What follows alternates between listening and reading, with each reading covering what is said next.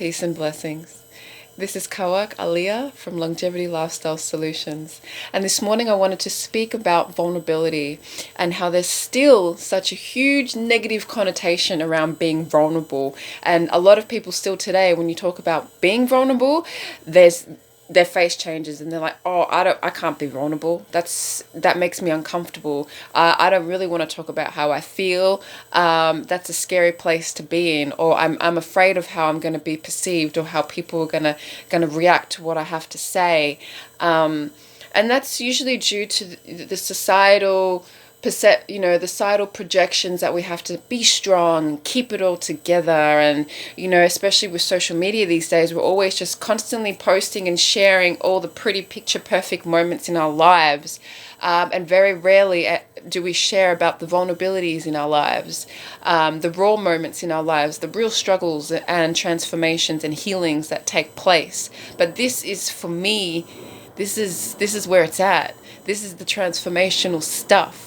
And this is why I want to encourage people to be vulnerable, because I find that, especially with my own personal experience, and that's really where I can only speak from, when I have been vulnerable and when I've opened up and shared about my heartaches and about my struggles and about my challenges, they have always been positively received. And I find that I'm able to relate to other people. Other people listen to the story or listen to what I'm sharing. They're like, wow, she knows what I've been through. She can relate. I'm not alone in this. You'd be amazed at the healing that you can create just by sharing your honest stories and experiences from a vulnerable state, and not from a state where you're telling people what you think that they want to hear.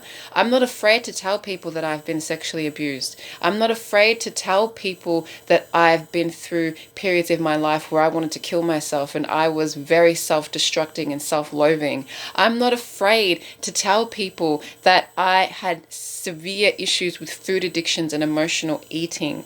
I'm not afraid to tell people that I was extremely insecure and looking for love in all the wrong places. I'm not afraid to share my vulnerabilities anymore. And I realize that this makes me stronger. This is my power, and it does not make me weak. Being vulnerable does not make you weak. If anything, it gives you this strength to be able to talk about your shadows as well as the light side of you, because it's the shadows and the darkness within us that, if we do not embrace, this is what has power over us. This is what stops us from being able to go to the next level, from being able to transform and transcend. It's really only when we are able to integrate the lower self or the shadow side of ourselves with our higher self and our light side, when we can merge and integrate and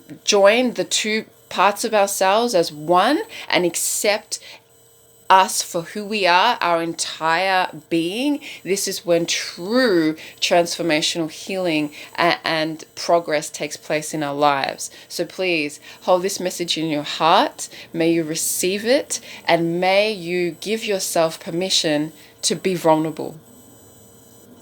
Have a blessed day.